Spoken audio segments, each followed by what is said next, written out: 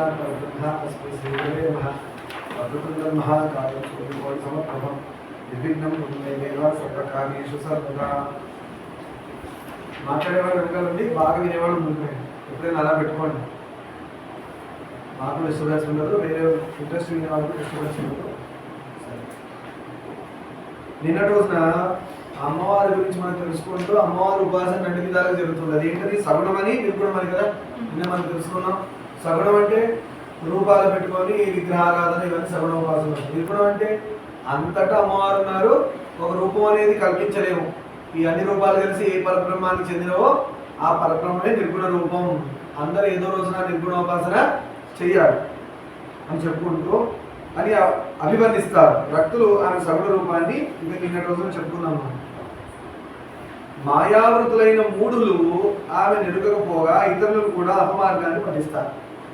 అమ్మ మాయ కదా, మహామాయ. విష్ణువే మాయలో ఉండిపోయాడు, మహామాయలో యోగమాయలో ఉండిపోయి బ్రహ్మదేవుని కాపాడడానికి అమ్మవారు యోగమాయని తీసేస్తే కానీ, ఆ మాయని చెప్తే కానీ ఆయన లేవలేదు బ్రహ్మని కాపాడడానికి కదా. కూర్చున్న వాళ్ళు లేపకండి అని ఎప్పుడు అది మంచివాడు కాదు. కూర్చున్న వాళ్ళు లేపకూడదు, ఇంకో ప్లేస్ తీసుకోవడం, ఇంకొక ప్లేస్కి వెళ్ళిపో. ఎన్నోసార్లు చెప్పాను, కూర్చున్న వాళ్ళని ఎప్పుడు లేపకూడదు. ఈ దేనికైనా కూడా అన్నాన్ని కూర్చున్నా లేపద్దు, చదవడానికి కూర్చున్నా లేపద్దు, పురాణాలు కానీ దేవుడు చేసేటప్పుడు అస్సలు లేపకూడదు. రీజన్ చెప్తాను. మన పక్క గ్యాప్లో ఎవరైనా దేవతామూర్తి కూర్చొని ఉండొచ్చు, అవునా? మనం మనిషిని లేపుతున్నాం కానీ వీళ్ళేది వాళ్ళ మీద కూర్చోవచ్చు, మన కాలు వాళ్ళకి తగలవచ్చు.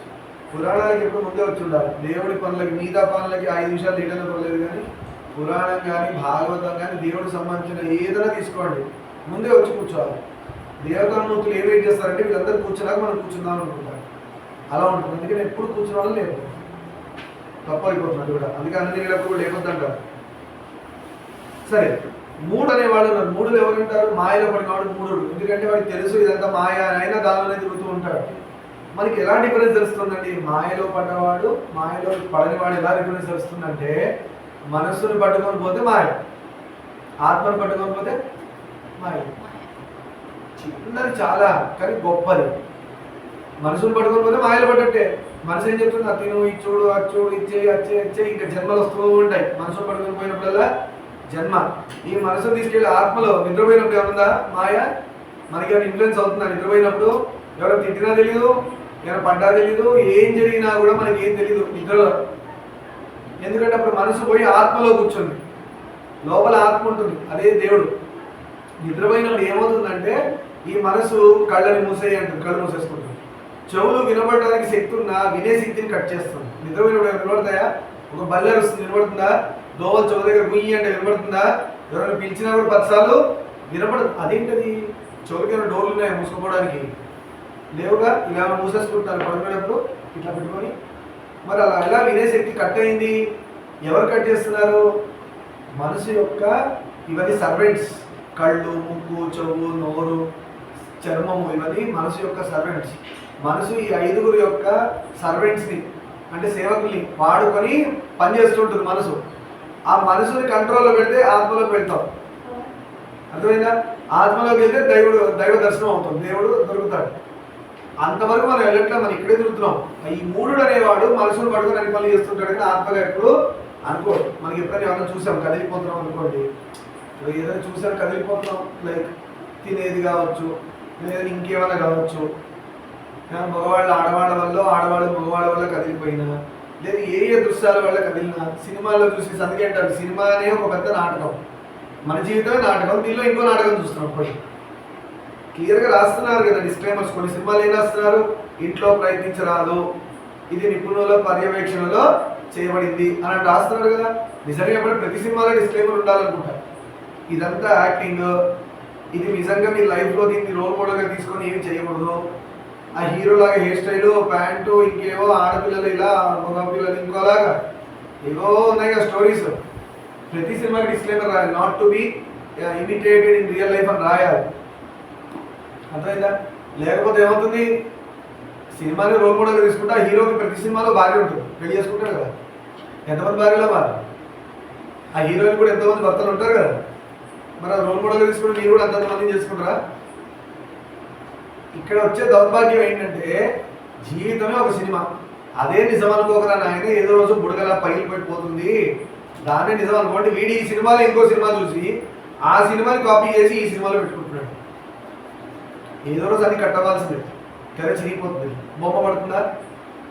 టైం వచ్చినప్పుడు చిరిగిపోవాల్సిందే తెర కూడా. బొమ్మ పడుతుందా? స్క్రీన్ కరెంట్ పోయి బొమ్మ పడుతుందా?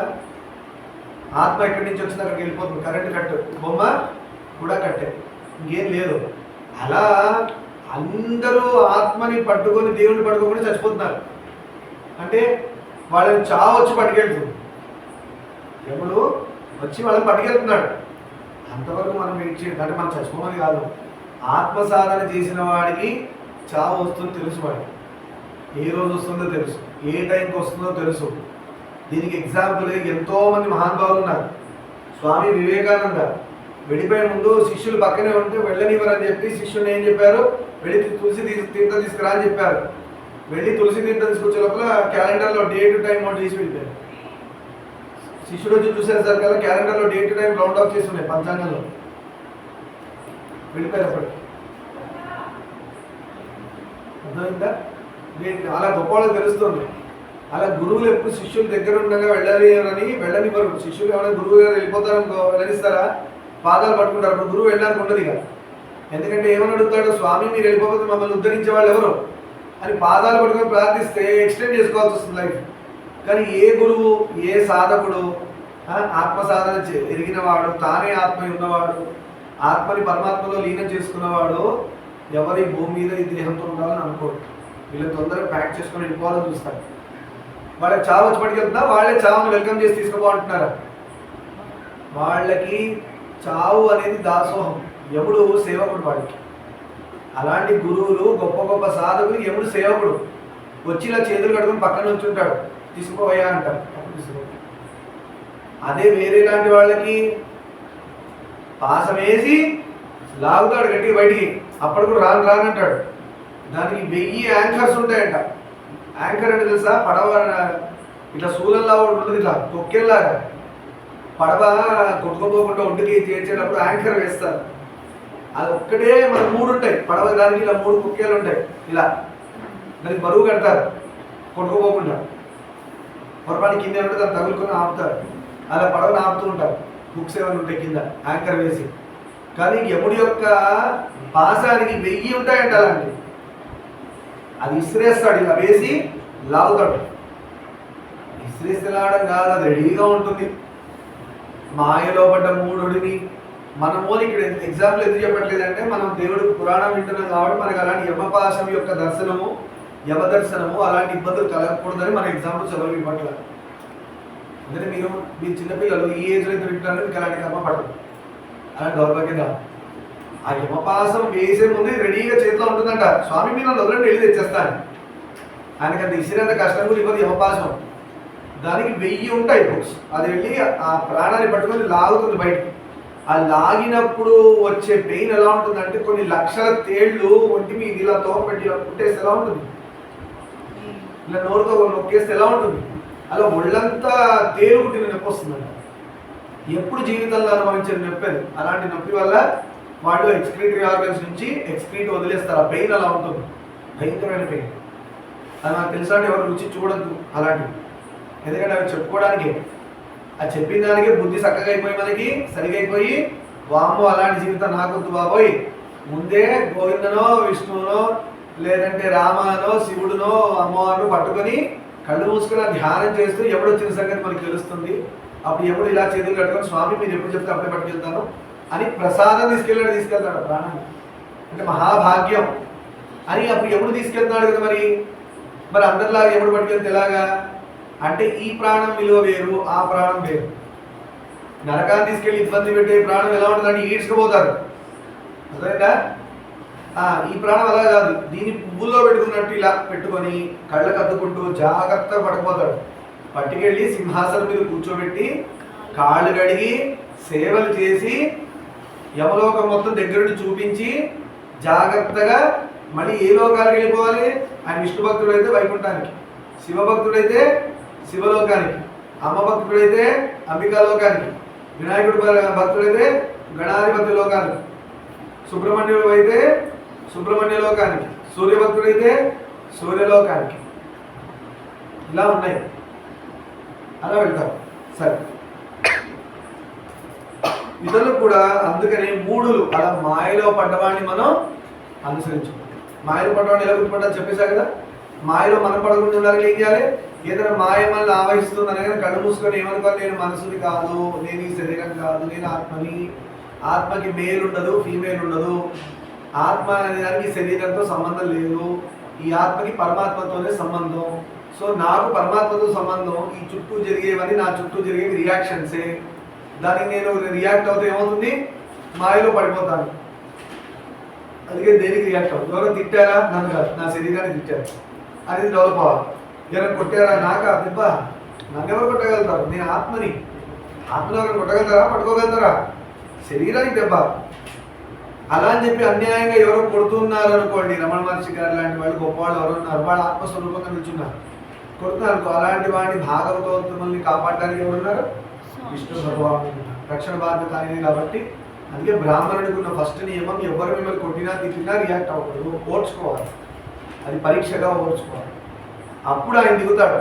ఎలా దిగుతాడు మనం చెప్పాక, గజేంద్ర మోక్షంలో అమ్మవారి శారీ చేతిలో ఉన్న కూడా చూడకుండా పరిగెత్తుకుంటూ వస్తున్నాడు కాపాడటానికి. అమ్మవారి వెనక ఇలా పట్టుకు పరిగెత్తున్నాడు, ఆవిడ వెనక ఏమైంది స్వామి, అలా వస్తాడు మనల్ని కాపాడటానికి. భాగవతోత్తములు అంటే మీలాగా అందరూ పురాణాలు విని వాడు, దేవుడిని నమ్ముకుని అభిషేకాలు చేసిన వాళ్ళందరినీ కాపాడడానికి ఎప్పుడు దేవుడు ఉన్నారు. నోరుని పారవేసుకోవద్దు. నోరు ఉంది కదా అని దేనికంటే దాన్ని వాడద్దు. ఎందుకంటే సాధన పనులు నోరు వాడద్దు. పొరపాటు అదే జరిగితే రేపు మీరే బాధపడతారు. అయ్యో నా నోటి నుంచి అన్నానే జరిగిందే, నా వల్ల ఇలా అయిందే అనుకునే స్టేజ్లోకి వెళ్ళారనుకోండి. సాధనలో ఫస్ట్ నియమం మౌనం. సాధకుడికి ఉన్న ఫస్ట్ నియమం మౌనం. అండ్ ఇంకోటి మాట్లాడితే శుభమే మాట్లాడాలి, రెండో నియమం. వాడు శత్రువు కత్తి పెట్టి పొడిచినా కూడా దీర్ఘాయుష్మాన్ భవ అవుతుంది. అర్థమైందా? నీకు శుభం కలుగు గాక, ఆ కెపాసిటీలో ఉండాలి. శత్రువు వచ్చి పొడిచాడు, ఇది ఎక్కడ చూస్తారు? మంజునాథ్ సినిమాలో చూస్తారు. మంజునాథ్ సినిమాలో అర్జున్ని పొడిచేస్తారు. ఆయన శివభక్తుడు కానప్పుడు అయ్యాక, శివభక్తుడు కాకముందు అందరితో ఫైట్ చేసేవాడు ఆయన. శివుడే లేడనేవాడు, మండరాయనేవాడు. శివభక్తుడిగా మారాక వాళ్ళ ఫ్రెండ్స్ విలన్లు అందరూ వచ్చేసి పొడిచేస్తారు. వాడు పొడిచేసి అప్పుడు కూడా ఏమంటూ తిరగబడ్డు. మీకు తెలియక పొరపాటున ఒక మనిషిని ఇలా చంపేస్తున్నారు, ఇది న్యాచురల్గా జరగాల్సిన ప్రాసెస్. ఒక మనిషిని చెప్పకూడదు, ఎందుకంటే అది దైవాధీనం. మనిషి ప్రాణం తీయడం ఎవరి చేతిలో ఉంది? దేవుడి చేతిలో ఉంది. ఎప్పుడు అనద్దు, దేవుడి చేతిలో ఉంది. శివుడు ఆజ్ఞయిస్తే అప్పుడు యముడు బయలుదేరుతాడు. యముడు కూడా అన్యాయం కాదు, ధర్మరాజు అంటారు. అందుకే ఆయన ధర్మరాజు అంటే పాండవులనే ధర్మరాజు అని కాదు. ఆ ధర్మరాజు కూడా ఈ యమధర్మరాజు అనుగ్రహం వల్లే పుట్టాడు. పాండవుల పెద్దనే. సరే, అలా మూడుల్ని పట్టుకొని పోతే మనం ఏమవుతాం? మూడులో అవుతాం. మనం కూడా మాయలో పడతాం. కలిప్రేరితులై పండితులు అనుకునేవారు కూడా మతిహీనులై పాషాండులై వేద బ్రాహ్మ్యమైన ప్రవర్తనకు లోని చెడిపోతారు. వేద బాహ్యమైన కలి యొక్క ప్రేరణ, కలి ప్రభావం అనుకుంటాం. కానీ ముందు పుట్టదు అనుకుంటాం కదా. దేవుడు మళ్ళీ పుట్టించాడు స్వామి, ఇప్పుడు ఏదో చేసి పుణ్యం రామకృష్ణ అనుకుంటా, దీన్ని నువ్వు పోయినట్లుగా తీసుకొని ఏదో చేసి మా పార్సల్ చేసేసి మళ్ళీ పుట్టియద్దు, నీ పాదాల దగ్గర కట్టేసుకోవాలని చెప్పుకోవాలి. ఎందుకంటే కలి దారుణంగా, కలి వల్ల ప్రేరణ అయిన పండితులు కూడా మాయలో పడతారంట. నాకు లేడు, నాకు ఇంత జ్ఞానం ఉంది, నాకు అది ఉంది, ఇది ఉందని మాయలో పడి, వేదానికి సంబంధం కాని విషయాల్లో మాయలో పడి చెడిపోతున్నారు. అంటే వేదం చెప్పింది కాకుండా వీడు సొంతంగా రాయడం స్టార్ట్ చేస్తాడు. అంటే వీడు పెద్ద పండితుల్లా ఫీల్ అయిపోతాడు కదా. అప్పుడు ఏమవుతుంది? చెడిపోయాడు, అయిపోయింది. వీడు చేసిందే ఉంది. నేను అనుకున్నాం కదా, ఆల్రెడీ అంతా ఎక్క మీదనే ఉంది. ఇన్వెన్షన్ డిస్కవర్ అనే దిక్కుమాల పేర్లు పెట్టి ఏదో సృష్టించాము, బయలుదేరారు అందరూ దొంగలు బాగున్నారు. పండితుడు చెప్పింది ఏముంది? దేవుడు ఆల్రెడీ వేదాల్లోనే మాట్లాడుతున్నాడు. మౌత్ పీస్ ఒక్కటే మాట్లాడింది. వీడి బుద్ధిలో ఏముంది? వేదవ్యాసుడు చెప్పిందే చెప్తున్నాడు, శంకరాచార్య వారు చెప్పింది చెప్తున్నాడు. క్రెడిట్ ఎవరికి వెళ్ళాలి? వెళ్తే భగవంతుడికి వెళ్ళాలి. వేదవ్యాసుల వారికి వెళ్ళాలి, శంకరాచార్య వారికి వెళ్ళాలి, వాల్మీకి మహర్షి లాంటి వాళ్ళకి వెళ్ళాలి. వాళ్ళ వల్ల వాళ్ళు కూడా ఎందుకు? వాళ్ళు ఏమంటున్నారు? నేను ఎక్కడ రాయించాను? బోధన అనలేదు. ఏమన్నాడు? బోధన భాగవతం రాసినప్పుడు పలికేది భాగవతం అంట, పలికించేది రామభద్రుండట, నే పలికిన భవహరమగుట. అలాంటి సిచ్యువేషన్ ఉండగా రాముడే నాయన గారు ఉంటే చదువు పలకమంటే నేను ఎందుకు పలకలేను అంటున్నాడు. ఏంటంటే పోతను రాశాడు, అందరు పోతన భాగవతం రాశాడు. కానీ ఆయన ఏమంటున్నాడు? రాముడు నాకు అని అనిపించాడు, రాయించాడు అంటున్నారు. అది సాధకులకు ఉండే లక్షణం. నేను ఇన్నిసార్లు రామకోటి, నేను అన్ని చదివాను, నేను ఇన్ని పురాణాలు చేశాను, నేను అంత చేశాను, ఇంత చేశాను అనగానే స్వామి చాలా సంతోషం ఉంది, దండం పెట్టి కూర పెట్టుకో అంటే అక్కడ ఏమైంది? మాయలో పడ్డాడు. ఏ మాయలో పడ్డాడు? మహామాయ అమ్మవారు. వాడు ఏం చేస్తాడు? ఇక్కడే పుడుతుంటాడు, ఇక్కడే ఆ పురాణాల మధ్యలో పురుగులా పుట్టి పురాణ వాసన ఉంది కదా, ఇది చదివాను అది చదివాను, ఏదో రోజు ఇవన్నీ కూడా వదిలేసి ఆత్మగా నిలబడాలి. అప్పటి వరకు జన్మలు వస్తూనే ఉంటాయి. ప్రవచనాలు చెప్పే వాళ్ళందరూ కూడా మళ్ళీ జన్మలు ఉంటాయి. ఎందుకు? అది కూడా ఒక వాసన. తొందరగా దానిలో ఉన్న సారం పట్టుకొని, షుగర్ కేన్ పిప్పి మీరు పట్టుకొని తిరుగుతారా, దానిలో జ్యూస్ తాగేసి వెళ్ళిపోతారా? కదా, సారం తీసుకొని తాగి వెళ్ళిపోతారా ఎంజాయ్ చేసి. పీచు పట్టుకొని తిరిగితే వస్తుంది. ఏదో రోజు సారాంశాన్ని గ్రహించి మనం ఆత్మగా నిలబడి పరమాత్మలో వెళ్ళిపోవాలి. కానీ మరి ఎంతసేపు పీచులు కూడదు, ఇది కూడా పీచే రోజు వెళ్ళిపోతుంది, కాల్ చేస్తారు. ఓకే, సారం వెళ్ళిపోయింది.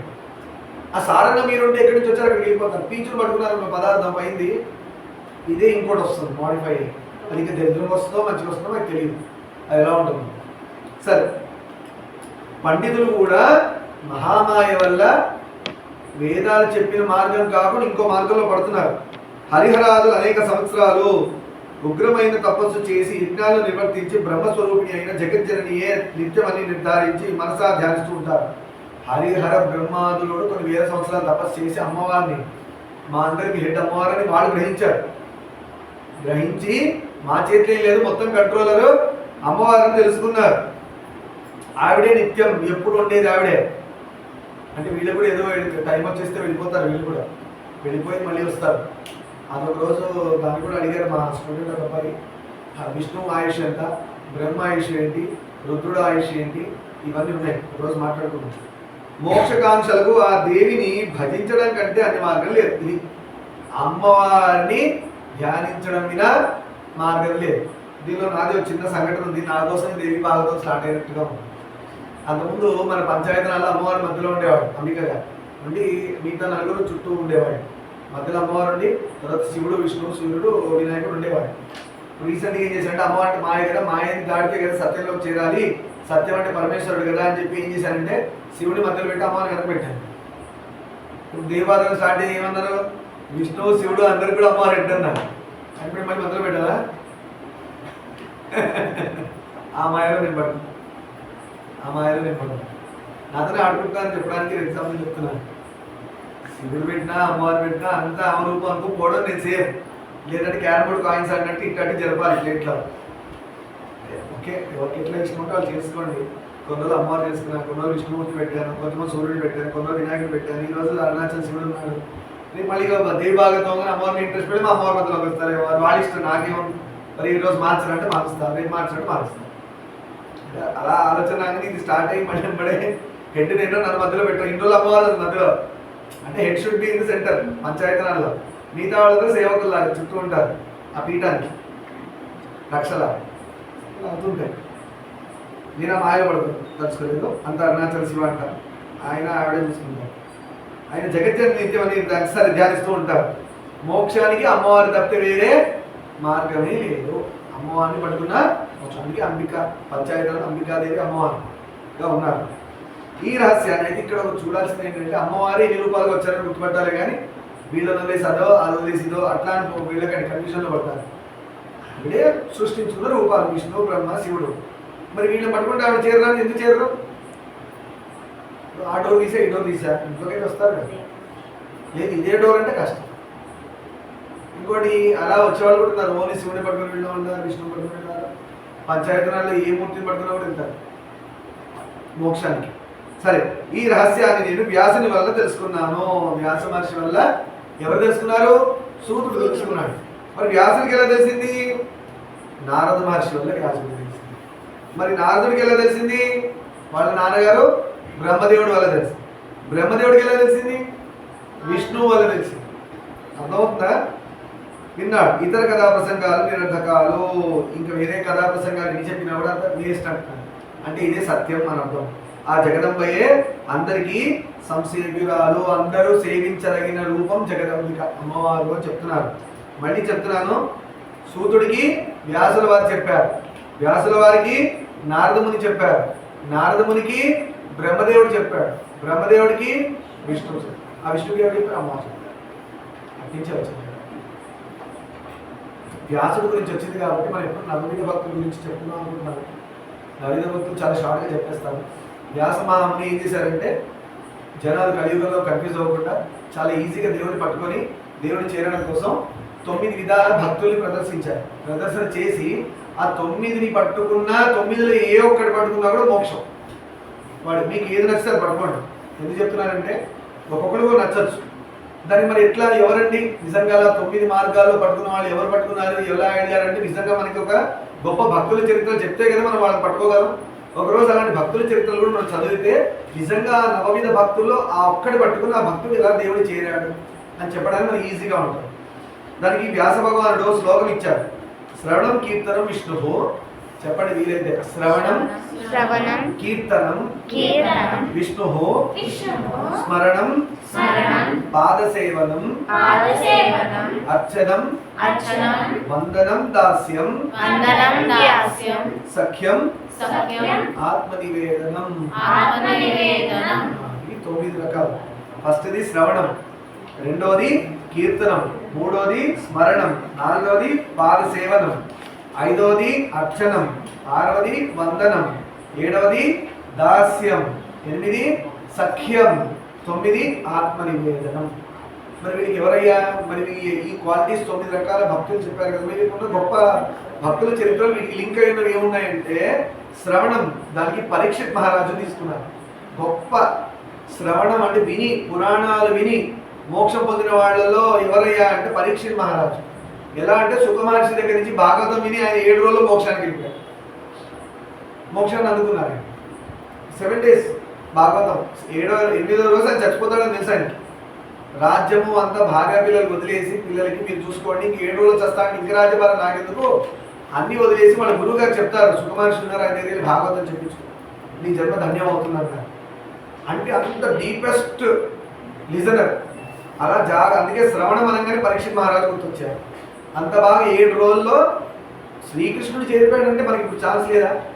అంటే మీరు ఒకటి పురాణాలు వినాలనే లక్షణం ఉన్నవాళ్ళు, ఇంట్రెస్ట్ ఉన్నవాళ్ళు పరీక్షిత్ మహారాజు కేటగిరీలోకి వస్తారు. అలా కూడా మోక్షం అంటే విని మోక్షం వచ్చేసింది. చాలా ఉంటే నిన్న కాదన్న వాళ్ళు వాళ్ళ మాట వినకండి. 9 విధాలైన వ్యాస భగవానుడు చెప్పిన ఈ 9 భక్తి రూట్స్ అంటారు కదా, పాత్వేస్లో భక్తి మార్గాల్లో ఏ ఒక్కటన్నా పట్టుకోండి. 9 పట్టుకుని ఇంకా అదృష్టం. ట్రై చేయండి. అలా శ్రవణం కింద పరీక్షిత్ మహారాజు. కీర్తనలో, కీర్తనం అంటే ఏంటి? దేవుడి యొక్క లీలలను పాడి వినిపించడం. అది పాటలు కావచ్చు, పద్యాలు కావచ్చు, ఏదో విధంగా వాక్కును వాడి కీర్తనం చేస్తారు. అన్నమయ్య స్వామి, రామదాసు కీర్తనం. మరి నారదుడు ఎందుకంటే ఫస్ట్ నుంచి విష్ణు యొక్క కీర్తనం అనగా నారదుడిలాగా గ్యాప్ లేకుండా స్వామి లీలలు కీర్తన చేసేవాడు ఇప్పుడు లేడు. ఆయన ఇక్కడే కాదు, ముల్లోకాలు తిరిగి కీర్తనం చేస్తాడు. అన్ని లోకాలు తిరుగుతూ విష్ణునామం, శివనామం ప్రచారం చేస్తుంటాడు ఆయన కీర్తన ద్వారా. అందుకు నారదుడిని తీసుకున్నారు. అలా మీరు పాటలు వచ్చిన దేవుడి పాటలు పాడినా కూడా మోక్షం. ఆ ఒక్కటి పట్టుకున్నా కూడా. రెండోది. మూడోది స్మరణం. ఒక మంత్రం దొరికింది, అదే జపం చేస్తూ చేస్తూ చేస్తూ చేస్తూ స్వామికి చెప్పిన వాడు ఎవరు? ప్రహ్లాదుడు. ఓం నమో నారాయణాయ. చాలు, అంతే. ఇది పట్టుకున్నారు స్వామి. ఎలా రక్షణ చేశారు? ప్రహ్లాదుడి సినిమా చూడండి, ఒక్క నామమే ఆయనకి ఏం రాదు. ఓం నమో నారాయణాయ, ఓం నమో నారాయణాయ, ఓం నమో నారాయణ, ఇదే అంటుంటాడు 24 గంటలు. అది అంతే లేదు. ఆఖరిగా వాళ్ళ నాన్నగారు శిక్షలు పెడుతుంటే తిండి పెట్టకుండా జైల్లో పడేస్తాడు. పడేస్తే ఆ తిండి పెట్టడానికి విష్ణుమూర్తి వచ్చాడు. భగవంతుడు దిగొచ్చాడు. ఓం నమో నారాయణాయ అనే శబ్దాన్ని ప్రహ్లాదుడు పట్టుకున్నాడు, ఆ మంత్రాన్ని పట్టుకున్నాడు. దీన్ని బట్టి ఏమర్థమైంది? స్మరణం అంటే స్వామిని తలుచుకొని తలుచుకొని తలుచుకొని తలుచుకొని తలుచుకొని ప్రహ్లాదుడు స్వామిలో కలిసిపోయాడు. ఆయన ఏమీ చేయలేకపోయారు. విష్ణు కవచం ఏర్పడింది ప్రహ్లాదుడు చుట్టూ. ఇదే హనుమంతుడు కూడా వర్తిస్తుంది చెప్పాలంటే. రామ రామ రామ రామ అనుకుని హనుమంతుడు అంత స్ట్రాంగ్ అయ్యాడని చెప్తారు. అక్కడ కూడా వాడు చర్మని, కానీ హనుమంతుడు ఇంకో చోట వాడాడు కాబట్టి ఇక్కడ ప్రహ్లాదుని పెట్టారు.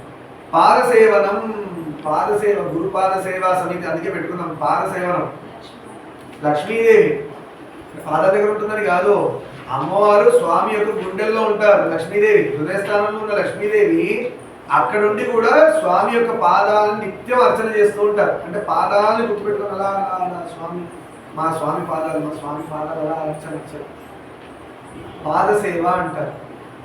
అది వాటికి మనం ఎక్కడ చూసినప్పుడు పాదాలు ఉంటాయి. సాయిబాబా అని చదువుతున్నారు కదా. పాదసేవనం, లక్ష్మీదేవి పాదసేవనం చేసి స్వామిలో హృదయస్థానం సంపాదించారు. అర్చనం, ఋతు చక్రవర్తి అర్చనం. ఈయన మహారాజు. ఈయన ఏం చేశాడంటే నిత్యం విష్ణుమూర్తికి ఆరాధన చేసేవాడు.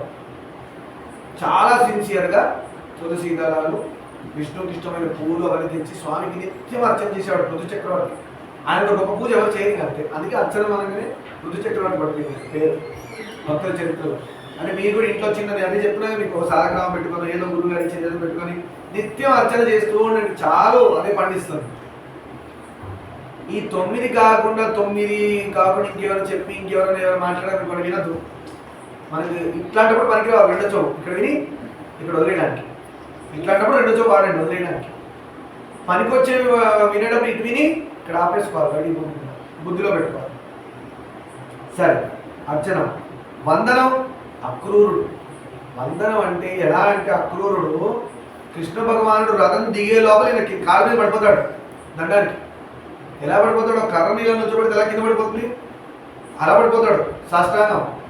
కృష్ణుడు వెళ్ళిపోయాక ఆయన పాదాలు ఉంటాయి అక్కడ అచ్చులు, దాన్ని పట్టుకొని కళ్ళమ్మని నీళ్ళు పెట్టుకుంటే నా స్వామి పాదాలని దాన్ని హక్ చేసుకుని ఉంటాడు ఆయన అక్రూరుడు. అంత గొప్ప ఎవరైనా వందనం, దండాలు పెట్టేసి అక్రూరుడు.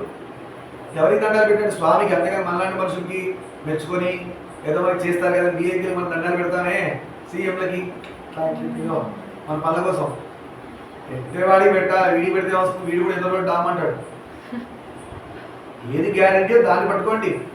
ఈ గ్యారంటీ లేని ఐటమ్స్ పట్టుకుంటున్నారు. గ్యారంటీ వాడికి గ్యారంటీ లేదు. అది ఎందుకు పట్టుకోండి? ఏది గ్యారంటీ దాన్ని పట్టుకోండి. వందనం అక్కడ చేయండి. ఇక్కడ దిగ్మాన సెలెక్ట్ ఎన్ని కొట్టినా కూడా ఏదో రోజు వాడు దామంటాడు 5 ఏళ్ళు అయ్యాక. ఈ లోపల కూడా పోవచ్చు, చెప్పలేము. అందుకే బంధనంలో అక్రూరుడిని మించిన గొప్పగా స్వామికి దండాలు పెట్టి ఆయనకి ఇష్టమైన వాడు లేయడం చెప్పడానికి వందనంలో అక్రూరుడి పేరు వచ్చింది. అంటే వందనాలు దండాలు పెట్టి కూడా దేవుడికి మోక్షంలో వెళ్ళిపోవచ్చు, అంత బాగా పెట్టాడు. దాస్యం, సేవకుడిగా ఎవరున్నారు? వీర హనుమాన్. రామభక్తుడు హనుమంతుడి యొక్క సేవ ఎవరు చేయలే. దాస్యం అంటారు, సేవాభావం. ఎంత సేవాభావం అంటే హనుమంతుడిని అడిగారంటే ఎవరో సముద్రం ఎలా దాటగలిగారంటే నేనా నా వల్ల కాదు, నేను రామరామ శబ్దం ఎక్కువ చేస్తాను, రామనామం చేస్తాను కాబట్టి రామనామం నన్ను ఇక్కడి నుంచి అక్కడ తీసుకుని దించిందంట. అంత బలపరాక్రముడు, అంత బరువున్నవాడు, అంత శక్తిమంతుడు. అంత గాలి పేపర్ ఎగిరినట్టు ఎగిరి అలా ఎలా వెళ్ళిపోయాడు అంత దూరం? పేపర్ కూడా పోదు, వేస్తే మధ్యలో పడిపోతుంది. ఎలా వెళ్ళాడంటే నాది కాదు, రామనామం గొప్పది, ఆ రామనామమే నన్ను ఇక్కడి నుంచి అక్కడికి చేర్చింది, అక్కడి నుంచి ఇక్కడ తీసుకొచ్చిందని చెప్పాడు. అది సేవాభావం హనుమంతుడు. సఖ్యం అంటే సఖుడు, సఖి. ఫ్రెండ్, లేడీ గర్ల్ అయితే సఖి, మేల్ అయితే సఖుడు. మరి సఖ్యం ఫ్రెండ్షిప్ కూడా ఉందా అంటే దేవుడికి ఏదైనా. అర్జునుడు కృష్ణుడిని సఖుడుగా అనుకున్నాడు. బాబా అనుకోలేను, నా ప్రియ మిత్రుడివి నువ్వు అన్నాడు. అందుకనే మాతా నృసింహశ్చ, పితా నృసింహ, భ్రాతా నృసింహశ్చ, సఖా నృసింహ, విద్యా నృసింహశ్చ, ద్రవిడం నృసింహ, లక్ష్మీ నృసింహశ్చ, మమ దేహి కరావలంబం. శంకరాచార్య వారు రాశారు. శంకరాచార్య వారు నృసింహస్వామిని ఏమనుకున్నారు? మన తరఫున రాశారు, మనల్ని అలా అనుకోమని. ఆయన ఆల్రెడీ అనుకున్నారు. మాత, నా తల్లి ఎవరు? నృసింహస్వామి. తండ్రి నృసింహస్వామి. భ్రాత, సోదరులు, పెద్దవాడు, నాకంటే పెద్దవాడు ఎవరు? నృసింహస్వామి. సఖుడు, నియరెస్ట్ ఫ్రెండ్ ఎవరు? ఇప్పుడు మోసం చేయడానికి ఎక్కడ స్కోప్ లేదు. అంత నృసింహస్వామి అయితే ఇంకేం మోసం జరిగింది మనకి? విద్య, నేను నేర్చుకునే చదవంత ఎవరు? ద్రవిడం, నా చుట్టూ ఉన్నవన్నీ ఏదైనా వస్తు రూపేణ కావచ్చు, లక్ష్మీ కటాక్షి ఏదైనా కావచ్చు, నాలో ఉన్న పాండిత్యం కావచ్చు, అంతా నృసింహస్వామి. ఏ నృసింహస్వామి? లక్ష్మీ నృసింహశ్చ మమ దేహి కరావలంబం. స్తోత్రం చేయండి. అది ఎక్కడంటే చేతులు కాలిపోయింది, అప్పుడు లక్ష్మీ నృసింహస్వామిని స్తోత్రం చేస్తే చేతులు మళ్ళీ వచ్చింది. సరే, అర్జునుడు సఖ్యం వల్ల. నెక్స్ట్ది ఆత్మనివేదనం. బలిచక్రవర్తి, ఇది అందరికీ తెలుసు, తెలుగు లెసన్స్ లో ఉంది బలిచక్రవర్తి. బలిచక్రవర్తి ఎలా ఆత్మనివేదనం అయింది? ఎలా ఆత్మనివేదనం? ఆత్మనివేదనం అంటే తను మొత్తంగా స్వామికి ఇచ్చేయడమే. మీరు దీన్ని వాడతారో, పడేస్తారో, చంపుకుంటారో, కాపాడతారో మీ ఇష్టం. ఇక్కడి నుంచి నేను కాదు, నేను మీరే, ఈ వస్తువు మీది, ఈ వస్తువుకు సంబంధించినవన్నీ మీవే అని బలిచక్రవర్తి చేశాడు. చోట చేశాడు. ఎలా అంటే వామనుడు వచ్చి అడిగాడు 3 అడుగులు నేల కావాలి. అడిగినప్పుడు 2 అడుగులు ఇచ్చేశాడు. 3వ అడుగు ఎక్కడ పెట్టాలి అంటే స్వామి ఎక్కడెందుకు, నేనే ఉన్నారు కదా, నా మీద పెట్టండి అన్నాడు. అంటే మొత్తం ఆత్మనివేదన చేసేసుకున్నాడు. ఇది నాది కాదు, మీదే, మీరు హిందీ పెట్టుకోండి అన్నాడు. పాతాళంలో పెట్టి ఆత్మనివేదనం అని బలిచక్రవర్తి అని చెప్పుకుంటే నవవిధ భక్తులు చాలా రోజు అనుకుంటున్నాం చెప్దామని, అది నవవిధ భక్తులు చెప్తున్నాం. సరే, ఈ రహస్యాన్ని ఈ విధంగా అందరికీ సంశయ విరాలు చెప్పుకున్నాం. ఇక ప్రకృత గాథలు చెప్తాను. ఇవాటి స్టోరీ స్టార్ట్ అవుతుంది, జాగ్రత్త వినండి. జగన్నాథుడైన శ్రీ మహావిష్ణువు దేహాన్ని యోగ నిద్ర విడిచిపెట్టి గగనతలంలో నిలబడ్డది. చూడు, విష్ణువు నుంచి యోగమాయ బయటకు వచ్చి అలా గగనతలం నుంచి అమ్మవారు చూస్తున్నారు. విష్ణువు లేచాడు, కాపాడాలి కదా మరి మధుకైటవుల నుంచి బ్రహ్మదేవుడిని. అసలు స్టోరీకి వచ్చాను, జాగ్రత్త వినండి. శ్రీ విష్ణువు వెంటనే కన్నులు విచ్చి తన కన్నెదుట భయగ్రస్తుడై ఉన్న బ్రహ్మదేవుడు చూచి మేఘ గంభీర వాక్కులతో ఇలా అన్నాడు. వెంబడే విష్ణువు కళ్ళెదురాగానే ఎదురుగా భయపడుతున్న బ్రహ్మదేవుడు కనబడ్డాడు. మేఘం గర్జించిన వాక్కులు వచ్చినాయి విష్ణుమూర్తిలో. ఎందుకు? తన సేవకుడైన బ్రహ్మదేవుడు భయంలో ఉన్నాడని కాపాడాల్సిన బాధ్యత ఎవరిది? అంటే యోగమాయ జరిగింది, యోగమాయ ఆజ్ఞ ఇచ్చింది విష్ణుమూర్తికి. విష్ణుమూర్తి ఇప్పుడు కాపాడాల్సిన బాధ్యత తీసుకున్నాడు. ఎవరిని? బ్రహ్మదేవుడు. మీ ఇద్దరు డిస్టర్బ్ చేస్తున్నారు, దూరం కూర్చోండు. పవన్ వెనకాల పోయి కూర్చోండు. అదే నన్ను అందుకే అనుకో చేయకపోయినా కూడా అక్కడ. పద్మయోని తపశ్చర్య వదిలి ఇలా వచ్చావేమిటి? ఏమయ్యా పద్మయోని అంటే పద్మ నుంచి పుట్టినవాడా? ఏం తపస్సు వదిలేసి ఇలా వచ్చావే అని అడుగుతున్నాడు బ్రహ్మదేవుని. ఎవరు? విష్ణుమూర్తి. భయాకులిత మానసుడవై ఉన్నట్లున్నావు, ఏదో భయంతో కూడుకున్న మనసుతో ఉన్నావే, ఏమైంది, నీకేంటి ప్రాబ్లం అని అడుగుతున్నారు. తెలీదా? విష్ణువు తెలీదా? విష్ణువు అమ్మవారు, అమ్మవారు విష్ణువు గారు ఎందుకు తెలియదు? నారాయణ నారాయణి, అర్థమైందా? విష్ణువే అమ్మవారు, అమ్మవారు విష్ణువు, వేరు కాదు. శివుడి పక్కన వెళ్ళి భార్యగా నుంచోవాలి అంటే ఆ అమ్మవారి రూపంగా మారి వెళ్ళిపోతాడు. అదే కంట్రోలర్గా మధ్యలో ఉన్న స్థానంలో బ్రహ్మ విష్ణు మహేశ్వరులు అంటే మేలుగా ఉండి ఇక్కడ ఉంటాడు. అందుకే ఆయన అన్ని కంట్రోలర్ శక్తి ఆయన దగ్గర ఉంది. చెప్పు అన్నాడు. అనగా బ్రహ్మదేవుడు అంటున్నాడు, దేవా, నీ కర్ణమలం నుండి పుట్టిన మధుకైటములు నన్ను వధించడానికి నా మీదకు వచ్చి పడ్డా. ఈ కర్ణమలంలోంచి పుట్టిన మధుకైటములు ఇద్దరు రాక్షసులు నన్ను చంపడానికి రెడీ అయ్యాయా అని చెప్తున్నాడు. ఘోరాకారులు మహాబలోపేతులై అయిన వారికి భయపడి ఎలాగో వారి కనుగప్పి మీ కడకు వచ్చాను. గొప్ప బలపరాక్రమ కలిగిన వాడు, అమ్మవారి యొక్క వరం పొందినవాడు. వాడు ఆ వర గర్వం వల్ల నన్ను చంపడానికి వచ్చారు. వాళ్ళు కనుగప్పి ఎలానో తప్పించుకుని నేను మీ దగ్గరికి వచ్చానయ్యా అని చెప్తున్నాడు. మీరు నన్ను రక్షించాలి అన్నాడు. బ్రహ్మదేవుడు విష్ణువుకి రిక్వెస్ట్ పెట్టున్నాడు, కాపాడండి. భయకంపితుడు విచేతనుడు అయిన బ్రహ్మ దీనాలాపల విధి శ్రీహరి అంటున్నాడు, పరమేష్టి భయపడదు, పరమేష్టి భయపడదు, బ్రహ్మదేవ భయపడదు అంటున్నాడు. వారి ఆయువును సమీపించింది. వాళ్ళ టైం దగ్గర పడింది. ఎవరి టైమో? మధుకైటవుల టైం దగ్గర పడింది. యుద్ధోద్యుక్తులై వారు ఇప్పుడు ఇక్కడికి వస్తారు. వారు ఎట్లా యుద్ధం చేద్దామని ఇక్కడికి వస్తారు, నేను ఎత్తుక్కుంటూ. వారిని నేను వధిస్తాను. వాడు చావు వాడి చేతిలో ఉంది కదా కదా మరి ఎలా విష్ణువు వధిస్తాడు చూద్దాం అంటూ ఉండగా ఆ దానవులు ఇద్దరు రానే వచ్చారు. జాగ్రత్తగా ఫైటింగ్ స్టార్ట్ అవుతుంది. బాయ్స్ బాగా వింటారు ఫైటింగ్. వస్తూనే బ్రహ్మను చూచి బ్రహ్మదేవుడు చూసి అంటున్నారు వీళ్ళు, అమ్మవారి వరం ఉంది కదా గర్వం, అరుణ మళ్ళీ లైట్ వేసారు. ఎవరున్నారు లోపల? లైట్ వాళ్ళందరూ ఇటు వచ్చేయమను, వచ్చేయమను, లైట్ ఆఫ్ చేయమను, లైట్ ఆఫ్ చేసి కొన్ని మ్యాండేటరీ చేయాల్సి వస్తుంది. సరే, వస్తూనే బ్రహ్మను చూసి ఓహో పారిపోయి ఈయన దగ్గరకు వచ్చావా? మధుకైటవులు అంటారు, ఏమంటారు? మా దగ్గర నుంచి పారిపోయి నువ్వు ఈయన దగ్గరకు వచ్చావా అంటారు. ఈయనెవరు వాళ్ళకి తెలుసలేదు, చూద్దాం. ఈయన కళ్ళ ఎదురే నిన్ను వధిస్తాం. ఆయన చెవులోంచి వచ్చి ఆయన కళ్ళ ఎదురుడే బ్రహ్మ చంపేస్తా అని చెప్తున్నారు. ఎవరు? మధుకైటవులు. అనంతరం ఈయన్ను అంతం చేస్తాం. ఇగో ఇది వచ్చే ప్రాబ్లం. పుట్టింది ఆయన దగ్గర నుంచి, ఆయన చంపుతారంట వీళ్ళు. ఇదే మనం చేసే బ్లండర్ మిస్టేక్. మన నాన్న అమ్మల నుంచి మనం బయటికి వచ్చి చంపక్కర్లే, చంపే విధవలు కూడా బయలుదేరారు. న్యూస్ పేపర్లో చూస్తున్నాం. మధుకైటవులు లాంటి మనం చంపక్కర్లే, మనం వాళ్ళు ఎదురు తిరిగి మాట్లాడింది వాళ్ళకి చంపిన దాంతో సమానం. వాళ్ళు పరువు తీసేస్తే ఏమంటారు? దాన్ని చంపడమే అంటారు. తల్లిదండ్రులకు ఎదురు చెప్పకూడదు. మీరు పెద్దవాళ్ళు అయ్యే వాళ్ళు తెలియకపోతే అది అప్పుడు చెప్పచ్చు. కానీ మీరేదో రాంగ్ చాయిస్ సెలెక్ట్ చేసుకొని వాళ్ళు ఇబ్బంది పెట్టకూడదు. వద్దు అంటే వినేయాలి మాట. సరే, అనంతరం ఈయన అంతం చేస్తామన్నారు. అంటే విష్ణువుని కూడా చంపేస్తామని చెప్తున్నారు వీళ్ళు మధుకైటములు. యుద్ధానికి రా లేదా దాసోస్మి అని లొంగిపోనికి అర్థించారు. యుద్ధానికైనా రా, బ్రహ్మదేవుడు పిలుస్తున్నారు. లేదా కాళ్ళ మీద పడి దాసోహమానమని బ్రహ్మదేవుడు ఎవరంటున్నారు? మధుకైటములు అంటున్నారు. అప్పుడు శ్రీహరి వారిని చూచి దానవులారా విష్ణువు ఇన్వాల్వ్ అయ్యాడు, కాపాడమని చెప్పి ఇచ్చాడు కదా, మనం అదే చేయాలా. మన చుట్టూ దానవులు చాలా మంది తిరుగుతున్నారు, మనం బెదిరించేవాళ్ళు సతాయించేవాళ్ళు. ఆ దానవులు మనిషి రూపంలో తిరుగుతున్నారు మన ముందు రకరకాల లక్షణాలతో. మధుకైటములు కనీసం చాలా బెటర్ అనుకుంటున్నాను, ఎందుకంటే వాళ్ళకున్న వరగర్వం వల్ల తిరుగుతున్నారు. మన చుట్టూ ఉన్న దానవులు అరిషట్ వర్గాల ఈ కామ క్రోధ లోభ మోహ మద మాత్సర్యం 6 వాటి యాన్సిస్టర్స్ సిస్టర్స్ నెక్స్ట్ సిబ్లింగ్స్ అన్నీ కలిసి మన లోపల ఏడ్చినాయి. అన్ని దానవులు మన తిరుగు ఇబ్బంది పెడుతున్నారు. మళ్ళీ ఏం చేయాలి? శ్రీహరి అనట్లే, పోయి యుద్ధం చేస్తున్నాం, అది మనకే మనకు వచ్చింది. మనం కూడా విష్ణువుకి హ్యాండ్ ఓవర్ చేయాలా.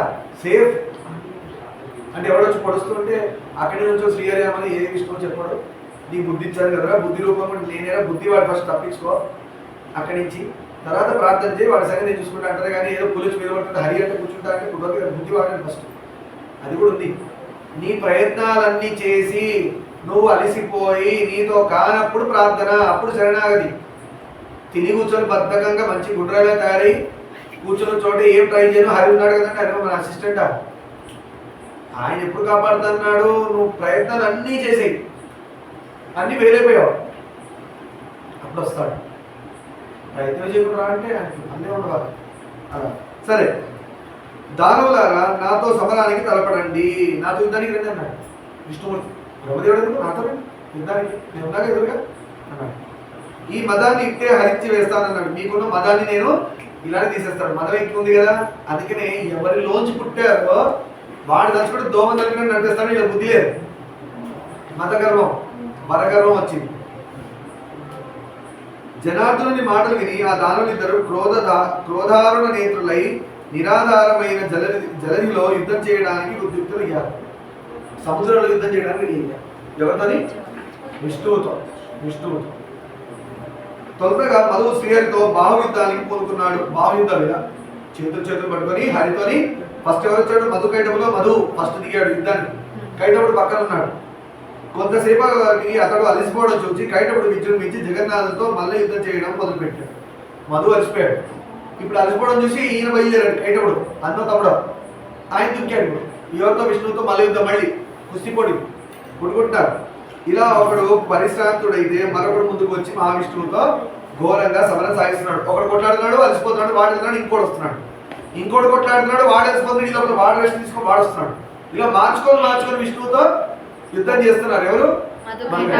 వాళ్ళ బుద్ధికి, ఇంకా బుద్ధి లేని బుద్ధికి వాళ్ళకి ఇంకా అర్థం కాని విషయం ఏంటంటే ఈయన మార్చుకొని ఒకడే యుద్ధం చేస్తున్నాడు, మేమేమో మార్చుకొని యుద్ధం చేస్తున్నాము. ఇంతసేపటి మార్చుకొని యుద్ధం చేస్తున్నాము, మేము ఎక్కడి నుంచి పుట్టాము, ఈయన ఇంత పవర్ఫుల్ ఉన్నాడంటే మా తండ్రి పుట్టినవాడు అక్కడి నుంచే కదా, తండ్రి అవుతాడు, గుర్తుపట్టలేకపోతున్నాడు మూర్ఖులు. మరి అమ్మవారి అనుగ్రహం ఉంది వాడికి. ఇది గుర్తుపెట్టుకోండి. ఎంత శివభక్తుడైన రావణాసుడైనా చచ్చాడు. శివుడికి ప్రియమైన భక్తుడు రావణాసుడు చచ్చాడు. ఎందుకు చచ్చాడు? వాడికి వచ్చే దిగ్మాల లక్షణం తర్వాత వచ్చింది. అమ్మని చూడని కూడా చూశాడు. తల్లిని అలా చూస్తారా? శివుడు అడ్డు రాలేదు, చంపేశాడు.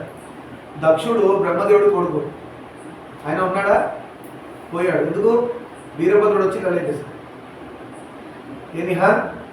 ఇలా లేపేశాడు వీరభద్రుడు వచ్చి. తలగా ఎగిరిపోయింది దక్షుడు, ఎక్కడుండలో పడిపోయింది. ఎందుకు? శివద్వేష అయ్యాడు అక్కడ. శివద్వేష అవ్వడానికి కారణం ఏంటంటే మా నాన్నగారు తలకాయ తీసిన శివుడిది నేను ఉపాసన చేయనని పట్టుకున్నాడు. ఎవరు? దక్షుడు. మరి శివుడు అన్యాయంగా బ్రహ్మదేవుడు తీసేస్తాడా? కాదు. బ్రహ్మదేవుడికి ఒకరోజు అహంకారం పడలేదు. అహంకారం 5వ తలకాయ బ్రహ్మదేవుడు పైన ఉండేది, అర్థమైందా? అది గిల్లాడు, గిల్లి తీసేస్తాడు వీరభద్రుడు. శివుడు తీసాడు, శివుడు అది గిల్లి తీసేశాడు. అంటే అహంకారం తీశాడు బ్రహ్మదేవుడు. అప్పుడు స్వామి కాళ్ళ మీద పడ్డాడు బ్రహ్మదేవుడు. స్వామి నేను గుర్తించలేకపోయాను, నేను గొప్పవాడిని అనుకున్నాను, నాకు అర్థమైందని జ్ఞానం వచ్చింది. అంటే అహంకారం వల్ల జ్ఞానం వచ్చింది. బ్రహ్మకి 5వ తలకాయ ఉన్నప్పుడు అహంకారం, అదే అహంకారం అన్నమాట తలకాయ. అహంకారం అనే తలకాయ తీస్తాడు. ఇది బ్రహ్మదేవుడికి అర్థమైంది. వాళ్ళ కొడుకు మళ్ళీ వచ్చింది. ఎట్లన్నా అదే కదా రూట్.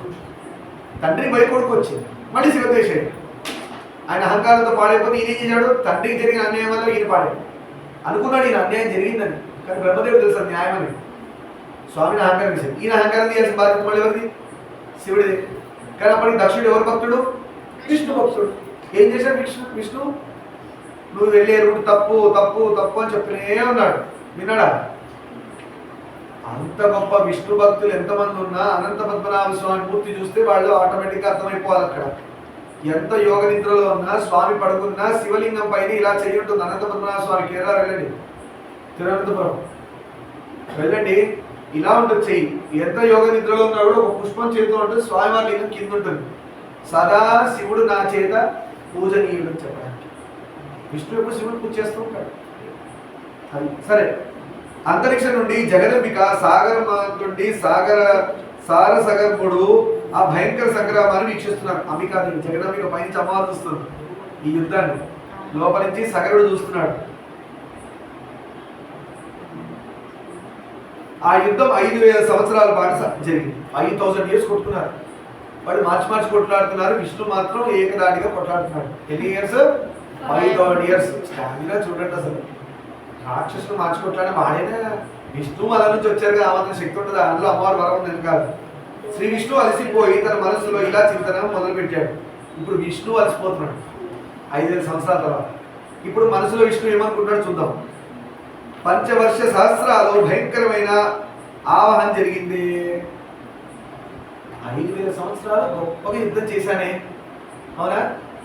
అయినా ఈ రక్కసులు అలే లేదు సొలే లేదు. 5000 సంవత్సరాలు యుద్ధం చేస్తున్నాను, వాడు అలసిపోతున్నాడు, వస్తున్నాడు, అయినా వస్తున్నారుగా, వామని అనట్లేదు, వీళ్ళని అలసిపోవట్లేదు, నేనేమో అలసిపోతున్నాడు అని విష్ణు అనుకుంటున్నాడు. నేను మాత్రం పరిశ్రాంతుడు అయ్యాను, ఇది చాలా విచిత్రం, ఇదేంటి ఇలా జరుగుతుంది, విచిత్రంగా ఉంది అని అనుకుంటున్నాడు.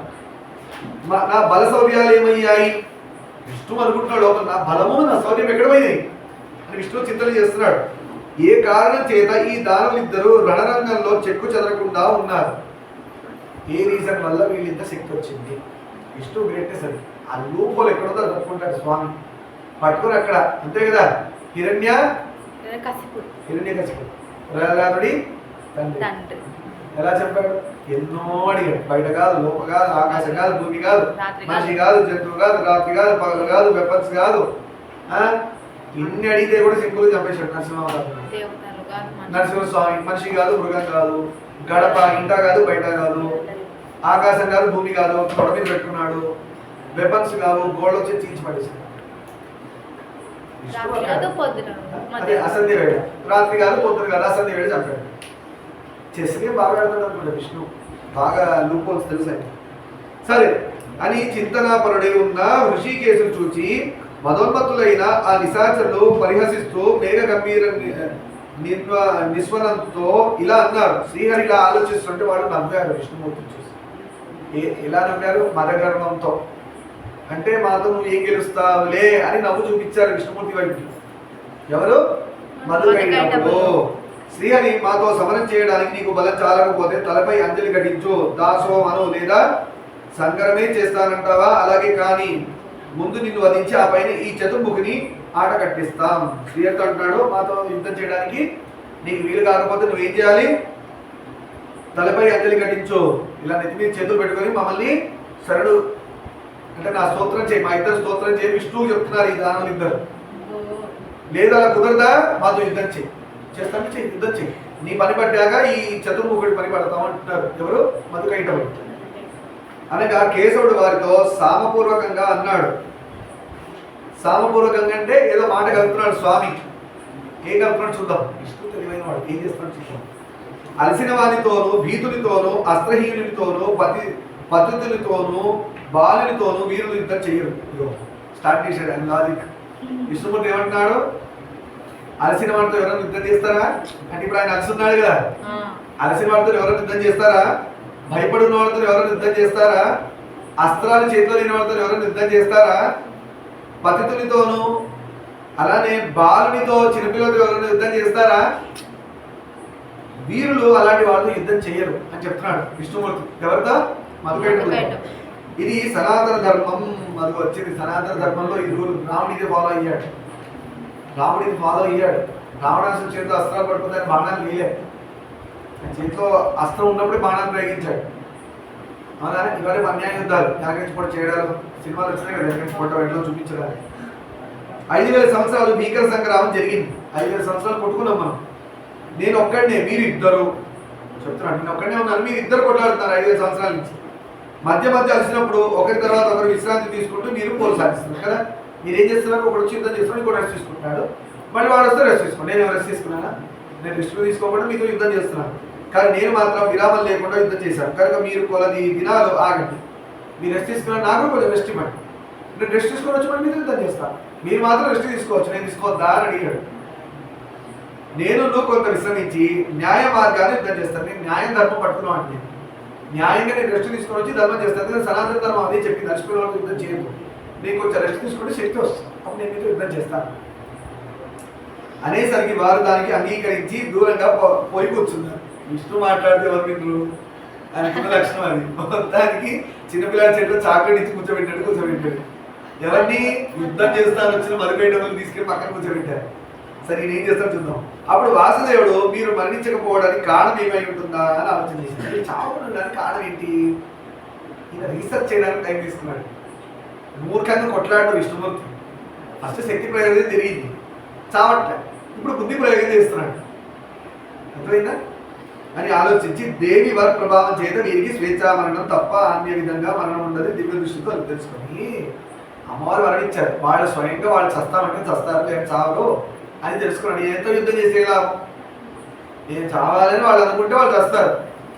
అంటే వాడు చావాలని వాళ్ళు అనుకుంటే వాళ్ళు చేస్తారు. నేను చావాలనుకుంటే వాళ్ళు చావరు. వాళ్ళ చేతిలో వాళ్ళు అనుకోవాలి మనసులో నేను చావాలి అని, అప్పుడు వాళ్ళు చేస్తారు. అయ్యో వృధాగా ఇన్నేళ్ళు నా శక్తిని అంతా పణం పెట్టి యుద్ధం చేశాను నేను అనుకుంటున్నాడు. అయ్యో ఇది తెలియకుండా నేను 5000 సంవత్సరాలు నా శక్తి అంతా వేస్ట్ చేసుకున్నాను వీళ్ళ మీద యుద్ధం చేసి అని అనుకుంటున్నాడు. వాస్తవ స్థితి తెలిసి కూడా ఇంకా ఎలా పోరాడగలను? ఇప్పుడు అర్థమైపోయింది సిచ్యువేషన్. నేను ఎంత యుద్ధం చేసి వాళ్ళు చావు, వాళ్ళు స్వేచ్ఛ మనం అంటే వాళ్ళు అనుకుంటే చస్తారు. యుద్ధం చేసి ఏం లాభం? యుద్ధం వేస్ట్. అసలు పోరాడినా ప్రయోజనం ఏముంటుంది? ఆ దేవి కారుణ్యం లేక నేనేమి చేయలేను అని కృతాంజలి అయి గగనస్థ అయిన యోగమాయను స్తుతించడం మొదలుపెట్టాడు.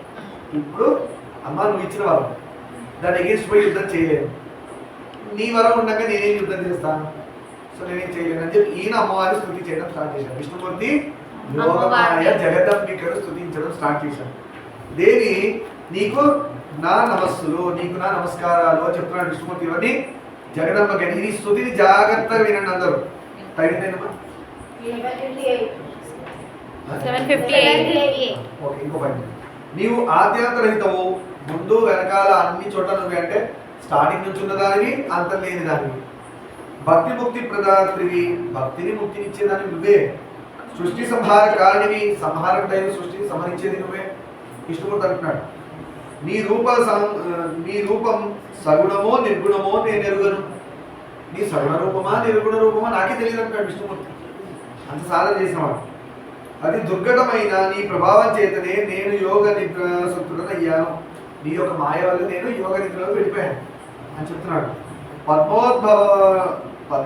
పద్మోద్భవుడు ఏతంచి యత్నించినా నేను మేలుకోలేకపోయాను. బ్రహ్మదేవుడు వచ్చి ఎంత ప్రయత్నం చేసినా ఆయన బయటికి రాలేకపోయాడు. ఎవరు? విష్ణువు యోగమాయలోంచి బయటికి రాలేకపోయాడు. యోగమాయలోంచి బయటికి రాలేకపోయాడు. ఎవరు? విష్ణుమూర్తి. బ్రహ్మదేవుడు స్తుతి చేశాడు, వచ్చాడు, బయటికి రాలేకపోయాడు. నీ మహిమ ఎట్టిదో నాకు ఇప్పుడు అనుభూతమైంది. నీది ఎలాంటి మహిమనో నాకు అర్థమవుతుంది. అంటే విష్ణు మొత్తం శక్తి పెట్టి కొట్లాడినా కూడా మధుకైటకులు చనిపోయారా? వెనకాల అమ్మవారి పౌరం. అందువల్ల వాళ్ళని చంపలేకపోతున్నాడు. నీ ప్రభావం చేత నేను నిద్ర విముక్తుడు అయ్యాను. నువ్వే కదా యోగమాయం జరిపేస్తే నేను నిద్రలోంచి బయటకు వచ్చాను. వస్తే ఎదురుగా మధుకైటకులు ఉన్నారు, యుద్ధం చేయాల్సి వచ్చింది. ఇంతకాలం యుద్ధం చేశాను, 5000 సంవత్సరాలు యుద్ధం చేశాను. నేను అలసిపోయాను, కానీ నీ వరప్రభావం చేత వారికి అణుమాత్రం కూడా శ్రమ అనిపించడం లేదు. నీ వరప్రభావం వల్ల వాళ్ళకి ఇంత కూడా అలసిపోయి, నేను మాత్రం అలసిపోయానమ్మా. వాళ్ళకి కాదు, నా మీద కూడా కొంచెం కారుణ్యం చూపించు, నా మీద కూడా కొంచెం కరుణ చూపించు. కమల సంభూని నిమిత్తంగా నేను వారితో యుద్ధానికి తలపడ్డాను. నువ్వు బ్రహ్మదేవుడిని కాపాడటం కోసం నేను యుద్ధం చేశాను. నీ వరగర్వం చేత వారు నన్ను పరమేశ్వరిని కూడా హతమార్చేటట్లున్నారు. నీ వరం వల్ల వాళ్ళు నన్ను బ్రహ్మదేవుడు ఇద్దరు చంపేస్తారు. ఎవరు? మధుకైటవుడు. విష్ణువుని, బ్రహ్మదేవుడు. నేనేం చెయ్యాలి, ఎక్కడికి వెళ్ళాలి అని దీనంగా అర్థించిన పద్మనాభుని చూచి ఆ దేవి మందస్మితం చేస్తూ ఇలా అన్నది. దీనుడే విష్ణుమూర్తి అడుగుతున్నాడంటే మనకి వినడానికి విచిత్రంగా ఉంది. ఎప్పుడు వినలేక వాళ్ళు అమ్మని అడుగుతున్నాడు. ఆయన అమ్మని అడగరా, మీ ఇంటికి అమ్మ ఆకలిస్తుంది కొంచెం అది పెట్టుకుని అడగరా, ఒక 10 రూపీస్ 20 రూపీస్ ఇవ్వండి అని. అది విష్ణుమూర్తి ఎక్స్ట్రా పవర్ అడుగుతున్నాడు అమ్మ అని, సరిపోవట్లేదని. అచ్యుత తిరిగి యుద్ధం చెయ్యి, అచ్యుత తిరిగి యుద్ధం చేయి అమ్మవారు అన్న మాట ఇది. ఇదేంటమ్మా ఇలా అన్నావు, ఆయన షాక్లో ఉంటాడు విష్ణుమూర్తి. చూద్దాం. వీరిని వంచించి వధించాలి, వీటిని వంచించి బాధ పెట్టి వధించాలని చెప్తున్నారు ట్రిక్. నేను నా కుటిల దృక్కులతో వీరికి మోహం కల్పిస్తాను. నా యొక్క కంటిలో ఉన్న కుటిల దృక్కులతో అంటే కొంచెం వాళ్ళ బుద్ధి మారే విధంగా దారుణంగా అయ్యేటట్టు అమ్మవారి కంటి చూపుతో వాళ్ళలో బుద్ధిని మారుస్తాను. కంటి చూపుతో వాళ్ళ బుద్ధిని మారుస్తారు. నువ్వు యుద్ధం చెయ్యి, అప్పుడు వాళ్ళ చేత చస్తారు. విమోహితులైన వీరిని నీవు సులభంగా సంహరింపగలవు. నా మాయలో పడ్డారు వాడు, నా యొక్క దృష్టి ప్రభావం చేత వాళ్ళ బుద్ధి మారిపోయి, అప్పుడు సమాజం చంపేయించాలి. చూద్దాం ఎలా చంపేవారు, చంపేవారు కాకూడదు, అందుకే కంటిన్యూ చేస్తున్నాం అని ప్రణయభరంతో పరాశక్తి పలికిన పలుకులు విని జనార్దనుడు ఆ మహానవంలో తిరిగి సంగ్రామ స్థలాన్ని చేరుకున్నాడు. ఇప్పుడు అమ్మవారు ధైర్యం ఇచ్చింది కదా, విష్ణుమూర్తి తెలిపాడు మళ్ళీ యుద్ధానికి. మహాకాయులు మదగర్వితులైన మధుకైటవులు ముకుందుని చూచి రా రా జయాపజయాలు దైవాధీనాలు పిలుస్తున్నారు. రా రా రా ముకుందం అంటారు మధుకైటవులు. ఇవన్నీ విష్ణుమూర్తిని. జయ విజయాలు ఎవరాధీనాలు? దైవాధీనాలు. నీదా నాదా జయం విజయమో లేదంటే ఓటమో ఎవరికి తెలుసు? దేవుడికి తెలుసు అంటున్నాడు. ఒకప్పుడు బలాధికుడు ఓడిపోతాడు, దైవ బలం ఉంటే దుర్బలుడు జయిస్తాడు. గొప్పనైన బలమైన వాడు ఓడిపోతాడు ఎప్పుడు? బలహీనుడి వైపు దైవం ఉంటే. అందుకనే దేవుడు ఎవరి పట్ల ఉన్నాడు అంటే శత్రువులు మిత్రులు అవుతారు దేవుడు మన దగ్గర ఉంటే. దేవుడు మన దగ్గర లేకపోతే మిత్రులు శత్రువులు అయిపోతారు. ఆ ఒక ఇండికేషన్ చాలా గుర్తుపట్టేయచ్చు. ఏమీ లేని వీక్గా ఉన్నవాడు గెలిచిపోతాడు అంటే దైవం వాడి పట్ల ఉన్నాడు. బలవంతుడు ఉన్నాడు, వాడు ఓడిపోయాడు, వాడు దైవం వాడి పట్ల లేడు. కనుక జయం లభిస్తే హర్షించడం కానీ అపజయంతో కలిగే శోకించడం కానీ ఉచితం కాదు. అందువల్ల గెలిచిన గొప్పగా ఉర్రూతలు పోయి నీపోవుడు, నేను గెలిచాను వేస్ట్ రా అను. అలా ఓడిపోతే దీనంగా ఏడవచ్చు. ఎందుకు? మన చెల్లె ఉందా? ఎవరు గెలిపించాలో మనం వాడు గెలిపించాలి. వాడే మనం ఓడించాలంటే అర్థం ఏంటి? మనం ఎక్కడో తప్పు చేసి అందుకు ఓడిపోయాం. ఇది వరకు నీవు దాని వల్ల ఎందరినో వధించావు. వీళ్ళు అంటున్నారు చూడు, నువ్వు ఇంతకుముందు ఎంతో మంది చెప్పావు అంటున్నారు మధుకైడు. ఎవరిని? విష్ణుమూర్తిని. అంటే ఇదంతా మనసులో పెట్టుకున్నారు వాడు. ఇప్పుడు మా చేతిలో నీకు పరాజయం లభించడం తథ్యం. అవన్నీ ఉన్నాయి. ఇప్పుడు చూడు మా చేతిలో నువ్వు ఎలా ఓడిపోతావు అంటున్నారు. అమ్మవారి దృష్టి వీళ్ళ మీద పడడం స్టార్ట్ అయ్యింది. అందుకే వీటి మాటలు ఎట్లా వస్తున్నాయి? వేరే విధంగా వస్తున్నాయి. దానికి విచారించకు అని నిష్ఠురంగా హేళనగా మాట్లాడగా మురవైది ఆగ్రహంతో వారిని పిడికిలితో పొడిచాడు. వారు నువ్వు వెళ్దీయగా శ్రీహరి పైబడి ముష్టిఘాతాలతో నొప్పించారు. విష్ణుమూర్తిలా పిడిపెట్టి గుద్దారు వాడిని. వాళ్ళు కూడా రివర్స్ విష్ణు మీద పడి ఇద్దరు ముగ్గురు కొట్టుకుంటున్నారు. ఒక విష్ణువు మధుకైటవులు ఇద్దరు ముగ్గురు కొట్టుకుంటున్నారు. ఇలా పరస్పర జయేచ్ఛతో వారు సంకుల సమరం కావిస్తూ ఉండగా ఇప్పుడు చూడండి, ఇలా మాదే గెలుపు అని కొట్టుకుంటున్నారు వాళ్ళిద్దరు. ఈయనొకడు రమాదుడు నిర్వీర్యుడై ఆకాశ స్థాయిన దేవి వంక తీరంగా చూశాడు. ఇప్పుడు విష్ణుమూర్తి అమ్మవారి వైపు చూశాడు. ఎందుకంటే నీరసం వస్తుంది, వాళ్ళిద్దరు కొట్లాడుతున్నారు కదా. వెంటనే ఆ దేవి కర్ణారస సంభరితమైన ఆ రాక్షసులపై కామబాణాలు లాంటి తన కుటిల దుక్కులను ప్రసరింపజేసి అమ్మవారి దృష్టి పడేది. రాక్షసులు ఏం జరిగిందో చూద్దాం. ఆ దానవులిద్దరూ మోహావసలి మందస్మితం చేస్తూ నభోవీధిని నిలబడి ఉన్న ఆమె వంక ఏకాగ్రంగా చూస్తూ సంగర కౌతుకంలో కొంచెం ప్రాలుమాలారు. కొంచెం ఇప్పుడే అమ్మవారి వైపు చూశారు. దృష్టి ఎటుపోయింది? ఇప్పుడు అమ్మవారి వైపు పోయింది. వాళ్ళ దృష్టి ఈ యుద్ధం మీద జరిగిపోయింది. అంటే కొంచెం యుద్ధం చేసే ఆసక్తి తగ్గింది. దేవి కృత్యాన్ని వీక్షించి కార్యవిరుద్ధుడు శ్రీహరి కామాతులై ఉన్న ఆ దానులతో అన్నాడు. ఇప్పుడు విష్ణుమూర్తి వీళ్ళతో మాట్లాడుతున్నాడు. ఎవరితో? మధుకైటవులతో. అంటే వాళ్ళు మాయలో పడ్డారు. ఏ మాయలో? మహాయోధులారా, నేను ఇది వరకు రణరంగంలో రాక్షస వీరులు ఎంతనో చూచాను, కానీ మీలాంటి యుద్ధ కోవిదులను మహాసూరులను ఎక్కడ చూడలేదు. విష్ణుమూర్తి మాట్లాడుతున్నాడు. ఎంతో మంది రాక్షసులు చూశాను, ఎంతో మంది యుద్ధం చేశాను చెప్పాను, కానీ మీలాంటి గొప్ప రాక్షస వీరులు నేను ఎప్పుడూ చూడలేదు అంటున్నాడు విష్ణుమూర్తి. నేను చాలా సంతోషిస్తుడనయ్యా అంటే చాలా సంతోషించాను మీ ఇద్దరు చూసి. నాతో ఇన్నేళ్ళ సంవత్సరాలు యుద్ధం చేసినవాడు ఎవరు లేరయ్యా మీరు కంటే అని అంటున్నాడు. మీ అభివాంఛిత వరం ఏదో చెప్పండి ఇస్తానన్నాడు. మీకు ఏ వరం కావాలో కోరుకుంటే నేను ఇస్తాను విష్ణుమూర్తి. ఎవరికి? మధుకైటవులకి. అనగా మదన జ్వర పీడితులైన ఆ నక్తంచరులు పక్కపక్క నవ్వుతూ మదనం బాగా వాళ్ళు మదగర్భితం అయింది కదా, నవ్వారు. నువ్వు నాకు ఇచ్చేది ఏంటి, నేను నీకు ఇస్తావు అన్నట్టు తయారయ్యారు. ఏమేమి నీవు దాతవు మేము ప్రతిగ్రహితులమా అంటే నువ్వు ఇష్టమే తీసుకోవాలా. మరి మా స్టార్ట్ అయ్యింది మ్యాజిక్. అమ్మవారు నువ్వు ఇస్తే మేము తీసుకున్నాడు, మా చేతులు నువ్వు ఓడిపోయాడు నేను తీసుకుంటాను, నువ్వు గెలిచేది మేము, సో మేము ఇస్తే నువ్వు తీసుకో అన్నట్టుగా. మేము కూడా నీ రణకవసరానికి ముగ్ధులమయ్యాం, మేము కూడా నీ యొక్క యుద్ధానికి బాగా ముచ్చటపడ్డాం అంటున్నారు వీళ్ళిద్దరు విష్ణుమూర్తితో. నువ్వు యుద్ధం బాగా చేసావు మాత్రం అని సాభిమానంగా అన్నారు. అని ఏమంటున్నారు చూద్దాం. అయితే మీరిద్దరు నా చే బద్దెలో ఉంటాను కోరుతున్నాను, మాట తప్పరు కదా. అయితే మీ ఇద్దరు నా చేత చావాలి, మరి మాటిస్తారా అని అడిగారు విష్ణుమూర్తి. ఇప్పుడు ఇయ్యాలి కదా అని. నలినాక్షులు అనగా రాక్షసులు విస్మతులయ్యి అయ్యో వంచితులమైతిమే, అయ్యో వంచబడ్డారంటే మాయ మాటలు లొంగి మోసపోయారు. ఎవరు? మధుకైటవులు అని శోకిస్తూ గత్యంతర లేక స్థల వివర్జితమైన జలమయ ప్రదేశాన్ని ఒక్కసారి కలియజూచి, అంటే ఆ ప్రదేశాన్ని సముద్రాన్ని అంతా ఒక్కసారి చూసుకున్నారు. ఎందుకంటే మాట ఇయ్యాలి చచ్చినట్టు. మీరు నా చేత చావాలి వరం ఇస్తారా అని అడిగాడు. ఫస్ట్ ఇది ఇచ్చాడు, వాళ్ళు తీసుకోలే వరం, మదం ఎక్కువైంది, నువ్వే వరం కోరుకో అన్నని అడిగాడు. ఇయ్యాలి. శ్రీహరి నీవును మాకు వరం ఇస్తానని మాట ఇచ్చావు కదా, ఇప్పుడు అడుగుతున్నాను. నువ్వు కూడా మాకు వరం ఇస్తాను మాట ఇచ్చావు కదా, నీ మాట సంగతి ఏంటంటే చూడాలి ఏమడుగుతారు. ఆ మాట కట్టుబడి నిర్మలమైన విపుల ప్రదేశంలో మమ్మల్ని వధించు, మేము బద్దులం కాగలం అన్నారు. నువ్వు ఎక్కడ చంపిస్తావంటే మమ్మల్ని నిర్మలమైన విపులమైన ప్రదేశంలో తీసుకెళ్ళి మమ్మల్ని చంపే, అదే మా వరం అని అడుగుతున్నారు ఇద్దరు విష్ణుమూర్తి. అర్థమైందా? మధుసూదనుడు అలాగనే అని తన యూరువులను పెంచి జలోపరితలాన్ని ఆక్రమించాడు. బాహువులను పెంచాడు, జలం మొత్తం ఆక్రమించేసాడు. ఇది సముద్రం మొత్తం విష్ణు అయిపోయాడు.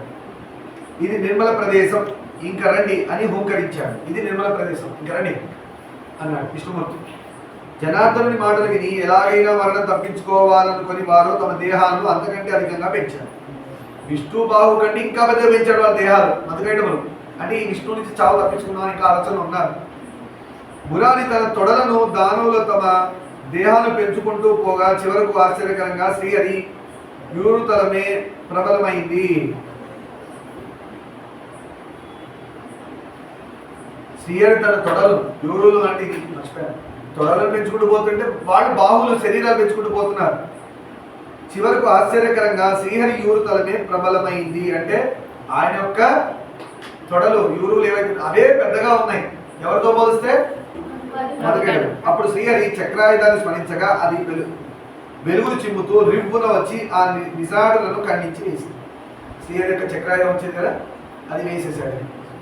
ఎందుకలా అంటే నిర్మలమైన ప్రదేశం అన్నారు కదా, అంటే వాళ్ళు ఏం చేశారు, ఇక్కడ పెట్టుకొని చంపినట్టున్నాడు. తొడలు పెద్దగా అయితేనే కదా స్వామివారి సముద్రంలో కాకుండా నిర్మలమైన ప్రదేశం అన్నాడు. అంతకంటే నిర్మలమైన ప్రదేశం స్వామి ఒడి, ఇక్కడ తొడల మీద పెట్టుకొని చంపినట్టున్నాడు. రివ్వులు వచ్చి ఆ నిసాడులను ఖండించి వేసింది. అమిత బలాఢ్యులు మహాకాయులైన ఆ రాక్షసులు మేధస్సు కొవ్వు అంబరాశి అంతటా ఆక్రమించి అది కూడా నేలగా మారింది. వాళ్ళలో కొవ్వు ఫ్యాట్ మొత్తం ఆ చక్రం ధరించిందిగా, అది మొత్తం ఆకాశం అంతా చిమ్మి అదంతా నేలగా మారిపోయింది. ఒక భూమి నేల ఎలా ఉంటుంది అలా మారిపోయిందంట ఆ కొవ్వు అంతా ఆ రాక్షసులది. అప్పటి నుండి భూమికి మేధిని అని పేరు వచ్చింది. భూమికి మేధిని అంటే వధించాక వాళ్ళు కొవ్వుతో ఫామ్ అయింది కదా, అలా కొంచెం ఉంది అది కూడా భాగం, అందుకే మేధిని అంటారు. నన్ను మన్ను భక్ష యోగ్యం కాకుండా పోయింది, అందుకనే మన్నుని తినకుండా పోయింది. అందుకే వాళ్ళ యొక్క ఫ్యాట్తో ఫామ్ అయింది కదా, అందుకే మన్ను తినకూడదు అని సూతుడు ఇంకా ఇలా అన్నాడు. అందరికీ ఆ మహామాయే ఆరాధ్య. విష్ణుమూర్తి ఆ విధంగా మధుకైటవుల్ని వధించాడు. ఎవరి వల్ల? అంబిక వల్ల, అమ్మవారి వల్ల వధించాడు. ఈ అనంత విశ్వంలో అంతకంటే పరమైన శక్తి లేదు. ఎవరు? అమ్మవారు. అది ముమ్మాడికి సత్యం, అది వేద శాస్త్ర నిర్ణయం కనుక సగుణ కాని నిర్గుణకారి అందరికీ పరాశక్తియే పూజ. సగుణంలో పట్టుకున్నారు, నిర్గుణం పట్టుకున్న అమ్మవారి అందరికీ పూజనీయమైనది అని సూదుడు చెప్పగా మునులు ప్రహృష్టులై మహాభాగ సుఖోత్పత్తి కథ నెత్తుకొని మధ్యలో అత్యద్భుతమైన మధుపేటంలో చరిత్ర చెప్పి మా శ్రవణేంద్రియానికి విందు కూర్చారు. ఇక సుఖ జనన కాదని చెప్పి మా కుతూహలం తీర్చండి అన్నారు. శుకుడు ఎలా పుట్టాడని చెప్పుకుంటూ మధ్యలో కథలు వచ్చాయి కదా, సుఖమహర్షి ఎలా జన్మించాడని చెప్పుకుంటూ మధ్యలో కథలు వచ్చాయి.